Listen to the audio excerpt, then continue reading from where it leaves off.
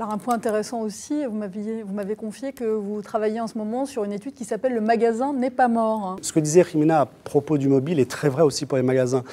Tout ça doit se penser en cohérence, non pas comme des stratégies à part ou qui se juxtaposent. Elles doivent effectivement œuvrer entre elles pour essayer d'apporter le meilleur aux clients, essayer d'améliorer cette relation client en utilisant à chaque fois le meilleur de chacun. Donc il faut penser la stratégie Internet de manière globale avec les différents canaux, y compris le mobile, effectivement, et puis demain l'Internet des objets aussi, qui est quelque chose qui va arriver, et accompagner les magasins pour répondre à cette attente de leurs clients qui sont consommateurs aujourd'hui.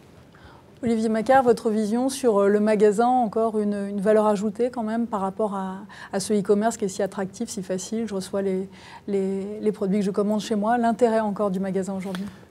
Marc vient d'en parler. Je crois que la question centrale aujourd'hui, c'est celle de l'expérience d'achat et de la raison pour laquelle on va en magasin. Ça pose la question de la place de l'humain dans le magasin et de ce qu'il y fait. Ça pose la question d'une forme de retour de la médiation de la part des commerçants, des distributeurs. Donc la médiation, c'est un rôle d'accompagnement, de conseil, qui parfois a peut-être été abandonné au profit de structures de coûts qui sont certes très efficaces, mais qui aboutissent à une certaine forme de limite quant à la satisfaction et quant au besoin d'aller dans le magasin quand effectivement en 3 clics on reçoit le paquet chez soi. Et donc une évolution à attendre qui va être très forte et un retour de l'humain en magasin qu'on préfigure également très important. Et oui, l'humain reste quand même une valeur prépondérante.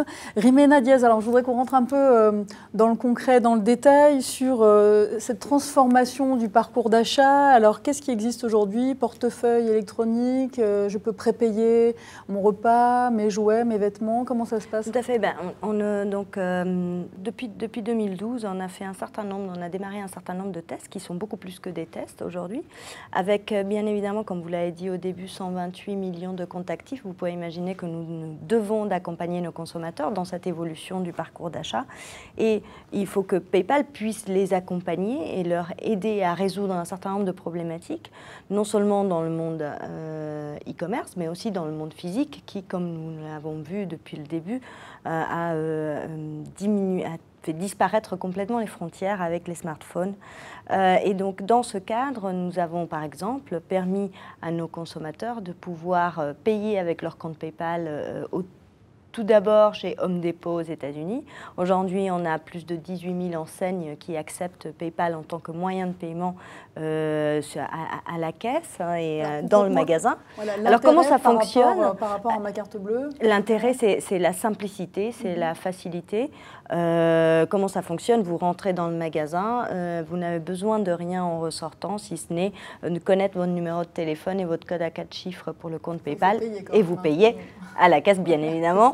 En indiquant ces 2 éléments, vous recevez ensuite la facture sur votre mobile. Un autre élément qui est très important, puisque pour nous l'essentiel c'est de résoudre des vrais problèmes, et on pense vraiment que l'avenir d'une société comme la nôtre, d'un portefeuille électronique comme nous, est vraiment de répondre à des vrais besoins des consommateurs. Et dans ce cadre-là, un besoin qu'on a clairement vu, un autre exemple, c'est le fait de faire la queue pour pouvoir commander ou payer au moment du déjeuner.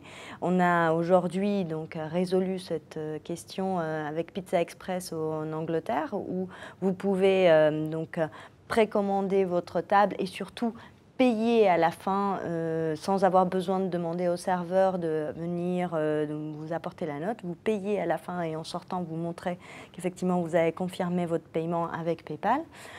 Ou le cas de McDonald's en France, où là, vous pouvez être dans la rue et depuis votre mobile, commander votre menu, payer avec PayPal et il vous attend sur une caisse spéciale et rapide pour manger sur place ou à emporter. Et ça, c'est vraiment des choses qui vont se généraliser à l'avenir? Nous pensons qu'absolument ça va se généraliser. Les gens rechercheront cette simplicité et vraiment une valeur dans le parcours d'achat qui va leur permettre d'aller plus vite et de répondre à leurs besoins.